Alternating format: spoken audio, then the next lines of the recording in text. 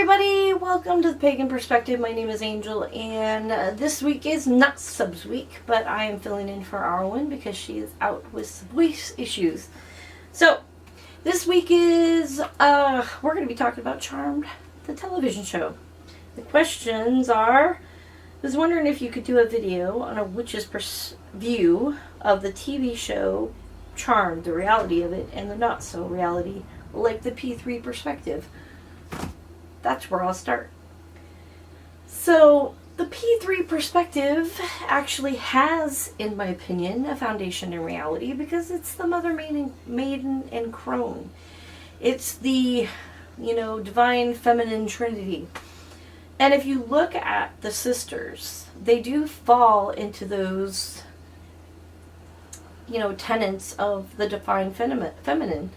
You have the older one that kind of watches over and is the protector, and the wise one who kind of guides them. You have the middle sister who's very mothering, and she's sort of the, keeps the peace. And then you have the younger sister who's kind of a little wild and likes to have fun and live and be young. So the P3 in that part, in that aspect, comes from a place of truth. Now, of course, they sensationalize everything on the show because, quite frankly, let's be honest, our lives aren't that exciting. We're not running on car chases from demons and casting these crazy spells with all this wind flowing through our hair and traveling in time. We're a little bit more boring than that. So I don't think we'd be television wise. So obviously they have to make it is sensationalized, as people probably who are not in the community assume it kind of is like. So that said, there is some morality in the show. If you look at when they're casting and they're in their kitchen, they have their cauldron and they're putting all these ingredients in, that's very similar to what we do when we're casting or we're doing poultices or tinctures or what have you. Anything that, in our magic life.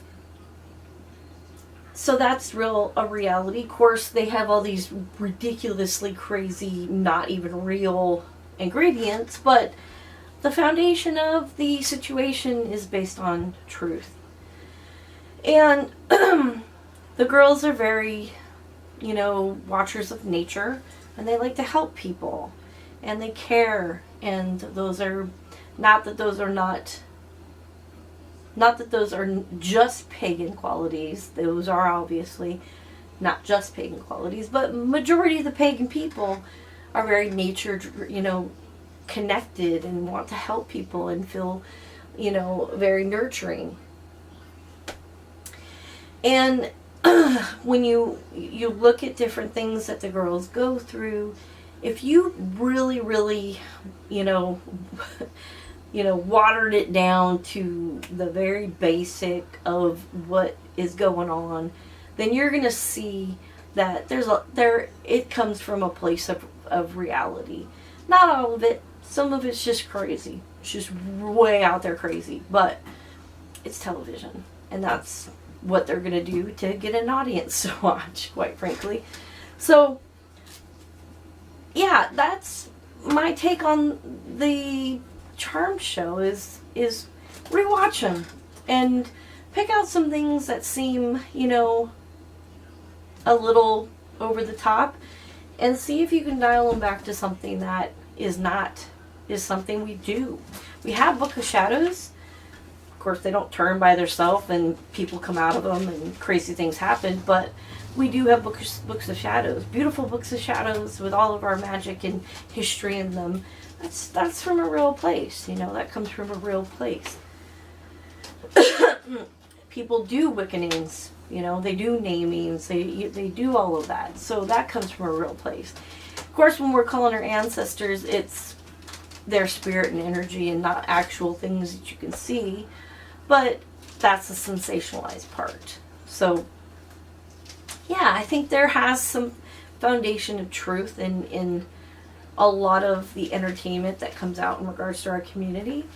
And obviously, some of it's just, way over the top. But it's entertainment, so that's what they gotta do.